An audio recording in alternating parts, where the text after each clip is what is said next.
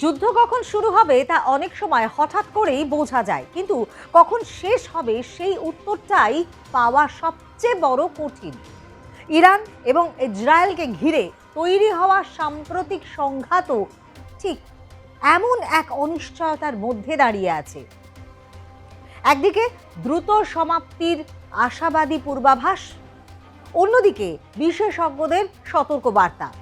সব মিলিয়ে এখন প্রশ্ন উঠছে, এই যুদ্ধ কি সত্যি কয়েক সপ্তাহের মধ্যে শেষ হবে, নাকি তা মাসের পর মাস ধরে চলতে পারে? এই প্রশ্নের উত্তর নিয়েই শুরু হয়েছে তীব্র বিতর্ক। আমেরিকার প্রেসিডেন্ট ডোনাল্ড ট্রাম্প তিনি দাবি করেছেন যে ইরানকে কেন্দ্র করে তৈরি হওয়া এই সংঘাত 4 থেকে 6 সপ্তাহের মধ্যেই শেষ হয়ে যেতে পারে। তার মতে যুক্তরাষ্ট্রের সামরিক শক্তি এবং আন্তর্জাতিক কূটনৈতিক চাপ সবটা মিলিয়ে খুব দ্রুতই পরিস্থিতি নিয়ন্ত্রণে আনা সম্ভবপর হবে। তবে সামরিক এবং রাজনৈতিক বিশ্লেষকদের একটি বড় অংশ এই পূর্বাভাস নিয়ে গভীর সংশয় প্রকাশ করেছেন। ব্রিটিশ সংবাদ মাধ্যমে দেওয়া সাক্ষাৎকারে তারা বলেছেন যে যুদ্ধের বাস্তবতা অনেক বেশি জটিল এবং ইরানের সামরিক এবং কৌশলগত সক্ষমতাকে অবমূল্যায়ন করা একটি বড় ভুল হতে পারে। বিশেষজ্ঞদের মতে ইরান শুধুমাত্র সরকারি সামরিক শক্তির ওপর নির্ভরশীল নয়, বরং দীর্ঘদিন ধরে তারা একটি বিস্তৃত আঞ্চলিক প্রভাব বলয় গড়ে তুলেছে।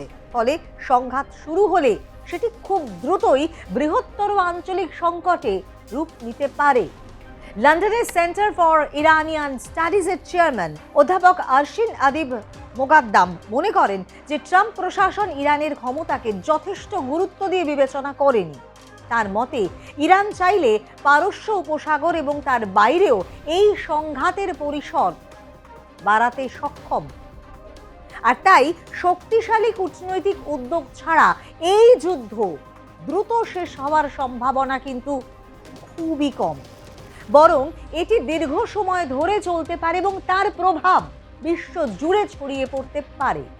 সাবেক মার্কিন কূটনীতিক জেরান্ট ফায়ারস্টেইন পুরো সামরিক অভিযানের পরিকল্পনাকে অ্যাডহক বা অগোছালো বলে উল্লেখ করেছেন। তার ভাষায়, ওয়াশিংটনের সিদ্ধান্ত গ্রহণের প্রক্রিয়ায় যেন সুস্পষ্ট দীর্ঘমেয়াদী কৌশলের অভাব রয়েছে। এমনকি তিনি এও মন্তব্য করেছেন যে মনে হচ্ছে যেন এক সকালে ঘুম থেকে উঠে হঠাৎ করেই যুদ্ধ শুরু করার সিদ্ধান্ত নেওয়া হয়েছে। পরিস্থিতিকে আরও বিভ্রান্তিকর করে তুলেছে মার্কিন প্রশাসনের ভেতর থেকে আসা ভিন্ন ভিন্ন বক্তব্য। ট্রাম্প যেখানে 4 থেকে 6 সপ্তাহের কথা বলেছেন, সেখানে তার প্রতিরক্ষা সচিব পিট হেগসেট ইঙ্গিত দিয়েছেন যে যুদ্ধ 8 সপ্তাহ পর্যন্ত গড়াতে পারে। ফলে যুদ্ধের সম্ভাব্য সময়সীমা নিয়ে প্রশাসনের ভেতরেই কিন্তু স্পষ্ট কোনো ঐক্যমত্য নেই।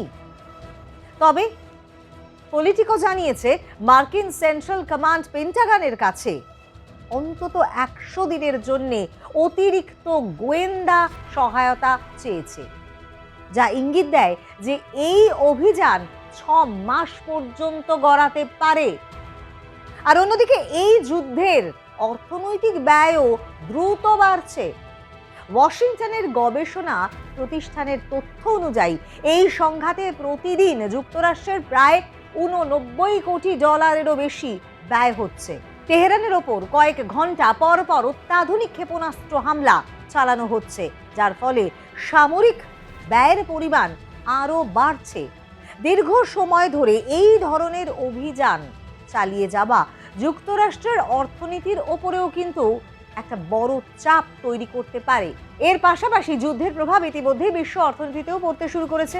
গুরুত্বপূর্ণ সমুদ্রপথ এবং জ্বালানি পরিবহন রুট, সে রুটেও অস্থিরতা তৈরি হওয়ায় আন্তর্জাতিক বাণিজ্যে কিন্তু ইতিমধ্যেই একটা অনিশ্চয়তা, যেটি ক্রমশই ক্রমবর্ধমান।